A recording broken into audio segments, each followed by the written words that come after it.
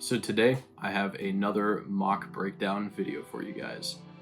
This is going to be on my MOC titled The Battle on Geonosis.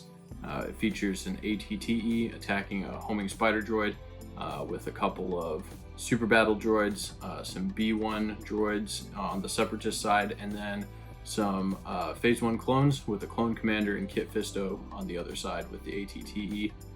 So I'll kind of just give a general overview of the build, breakdown on some of the techniques and designs that I used. I made this build just before Brickworld, Michigan, so it took just a couple days to get through it. I think about 3 days to make everything. I was kind of on a time crunch for this one, just because I was trying to get it done in time so I could display it at the convention. And I think it went over pretty well. People seemed to like it, which is, always a good thing. So I hope you guys enjoy it as well. All right, so let's go over the build here. Start on the left with the Separatists. So you have this homing spider droid, which is from the 2013 set. And I actually pieced this together on Bricklink for about 18 bucks, which I was pretty happy with. Thankfully, it doesn't have anything crazy exclusive or any stickers or prints or anything like that are hard to get a hold of. So I definitely recommend that to anybody who wants to get one of these for an inexpensive price. I was definitely excited about that. But yeah, so you got the homing spider droid getting blown up by this ATTE cannon. Get the gunner making a good shot there right in the front of his face. And making these explosions is always kind of an interesting challenge. This is the second time I've attempted to make an explosion of any kind, and I think it looks pretty good using these translucent orange pieces. So yeah, I'm happy with that. And you kind of got him posed as if he's falling over.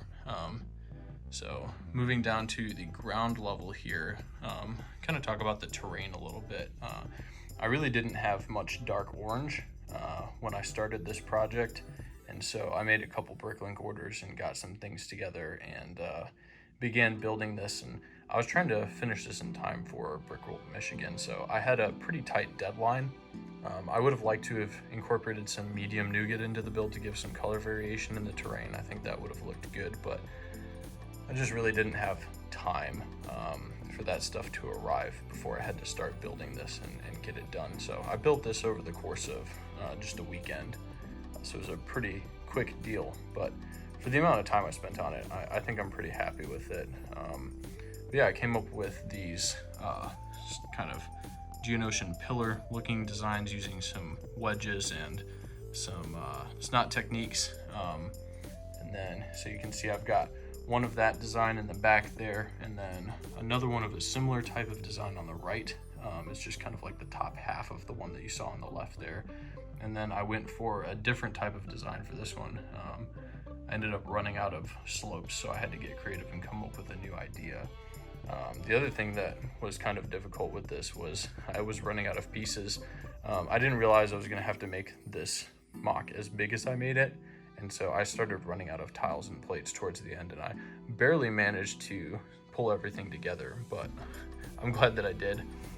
So moving on to the different minifigures and stuff, you've got a couple of these super battle droids on the Separatist side. You've got some Geonosian battle droids, which are pretty hard to get a hold of. I tried to order some from Bricklink, and most sellers only had one or two of them available for sale, and they're not all that expensive, but once you start paying for shipping and you pay for them individually for a couple of figs, it really drives the price up. So I didn't end up getting too many of them, but one of the things I was more excited about with this build is the figure posing that I was able to come up with. So we got Kit Fisto here, and he's using a force push on these two B1 battle droids. They're just some regs, and then you've got their commander in the middle there with the yellow markings on his head. I also used, I think it's brick arms from Brickmania for the more accurate looking guns.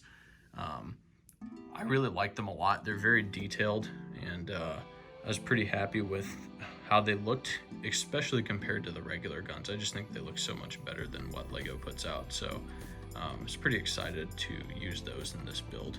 And did the same thing for the clones as well. They're using some of those more detailed, more accurate guns there. which I think is pretty cool. Moving over onto the Republic side here, you've got a bunch of regular Phase 1 clones. These are from the Clone Command Station pack that came out at the beginning of this year, where you get 2 regular clones and 1 commander clone in each pack. It's really hard to get a hold of these. I'm glad I was able to get a few of them to make this build, and definitely hope to be able to get some more of those before they retire. But I love using regular clones in builds. I feel like there's so many different things you can do with them. So you've got this guy kind of hiding on the other side of this spire or rock or whatever over here. A couple dudes rushing into battle, and then you have a super battle droid being stepped on by the ATTE. And then you've got your clone commander up here leading the way, just behind Kit Fisto and a couple of other regular troopers over there.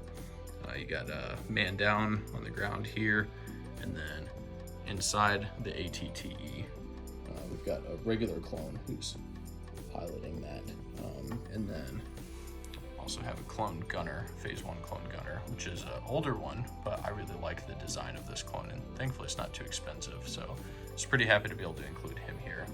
Of course, this ATTE is the new 2022 model ATTE, and that's kind of the thing that started me off on this entire build to begin with.